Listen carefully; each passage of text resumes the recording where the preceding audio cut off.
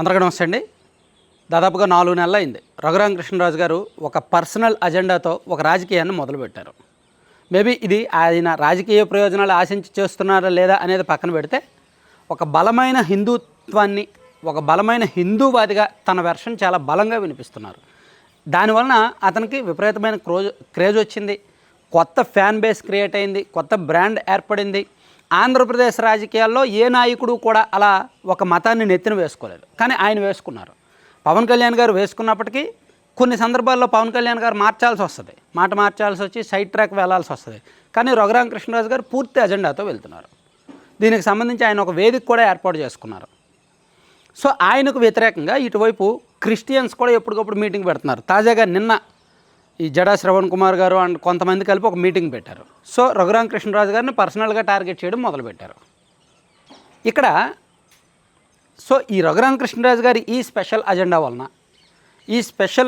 ఈ వేదిక వలన తెలుగుదేశం పార్టీకి ఏమైనా ఇబ్బంది ఉందా లేదా, టీడీపీకి నష్టం ఉందా లేదా అంటే, రఘురామకృష్ణరాజు గారి వెర్షన్ అయితే లేదు, నష్టం ఏమీ లేదు. అసలు ఏవైతే ఓట్లు, ఈ దళిత క్రిస్టియన్ ఓట్లు ఏవి కూడా టీడీపీకి పడవు.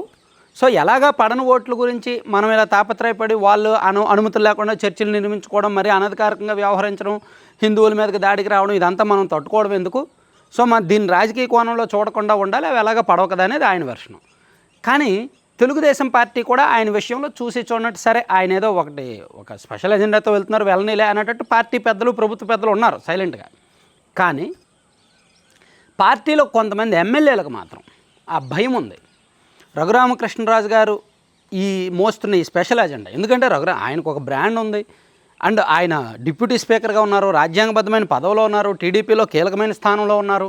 సో ఆయన ఎంతో ఇన్ఫ్లుయెన్స్ చేయగలరు.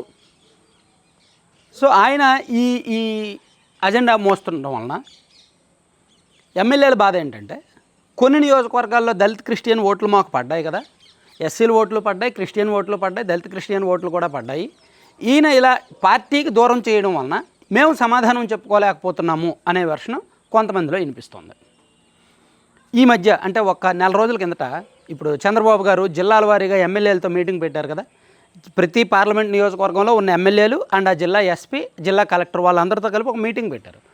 ఇలా ఈ మీటింగ్ సందర్భంగా కూడా కొంతమంది ఎమ్మెల్యేలు రఘురామకృష్ణరాజు గారి వ్యవహార శైలి మీద ఫిర్యాదు చేశారు సీఎం గారికి. మా ఏరియాలో, మా పోలింగ్ బూతుల్లో మీకు డేటా కావాలంటే చూపిస్తాం, దళిత క్రిస్టియన్ ఓట్లు మాకు పోలయ్యాయి. సో రఘురామకృష్ణరాజు గారు ఇలా మాట్లాడడం వల్ల వాళ్ళు మమ్మల్ని వచ్చి అడుగుతున్నారు, మేమేం సమాధానం చెప్పాలి అని కొంతమంది నేరుగా ఎమ్మెల్యేలను అడిగారు. కొంతమంది ఎమ్మెల్యేలు నేరుగా సీఎం గారిని అడిగారు. అయితే సీఎం గారు ప్రస్తుతానికి దాని మీద ఏం సమాధానం దాటవేత చూద్దామనే ధారణలో, ముఖ్యంగా ఉమ్మడి పశ్చిమ గోదావరి అండ్ ఉమ్మడి తూర్పుగోదావరి జిల్లాలు, ఉభయ గోదావరి జిల్లాల్లోనే దళిత క్రిస్టియన్లో చైతన్యం ఎక్కువ. వాళ్ళు కొంతవరకు టీడీపీకి కూడా ఫేవర్గానే ఉంటారు, టీడీపీకి ఓట్లు వేసిన బూతులు కూడా కొన్ని ఉన్నాయి. సో అవి డిస్టర్బ్ అవుతున్నాయి అనేది కొంతమంది ఎమ్మెల్యేల ఆందోళన. అంతెందుకు నిమ్మల రామానాయుడు గారి కాన్స్టిట్యున్సీ, ఆయనే ఇంటర్నల్గా ఒక అంతర్గత సమావేశంలో ఆయనే అన్నారంట, నా కాన్స్టిట్యున్సీలో డిస్టర్బ్ అవుతున్నారు, నన్ను అడుగుతున్నారు అని. అండ్ తణుకు, తాడేపల్లిగూడెంలో కూడా ఆ పరిస్థితి ఉంది. అంటే రఘురామకృష్ణరాజు గారి నియోజకవర్గం ఉండి పక్కనున్న నియోజకవర్గాల్లోనే ఆ పరిస్థితి ఉంది. ఇక ఉమ్మడి తూర్పుగోదావరి జిల్లాలో కూడా 4-5 నియోజకవర్గాల్లో ఇదే పరిస్థితి ఉంది. అంటే మనకు ఆ ఓట్లు రావు అని డిసైడ్ చేయడానికి ఆయన ఎవరు? ఉండి నియోజకవర్గంలో బహుశా ఆ ఓట్లు పడవేమో ఆయనకి, కానీ ఇతర నియోజకవర్గాల్లో దళిత క్రిస్టియన్ ఓట్లు టీడీపీకి పడతాయి.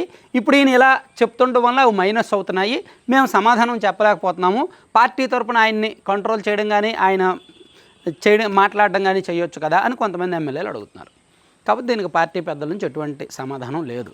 సో ఓవరాల్గా ఇది రఘురామకృష్ణరాజు గారికి వ్యక్తిగతంగా ప్లస్ అయినప్పటికీ పార్టీకి డ్యామేజ్ చేస్తోంది, పార్టీకి నష్టం చేస్తోంది, కొన్ని నియోజకవర్గాల్లో ఎమ్మెల్యేలకు మైనస్ అవుతోంది అనేది కొంతమంది వాదన.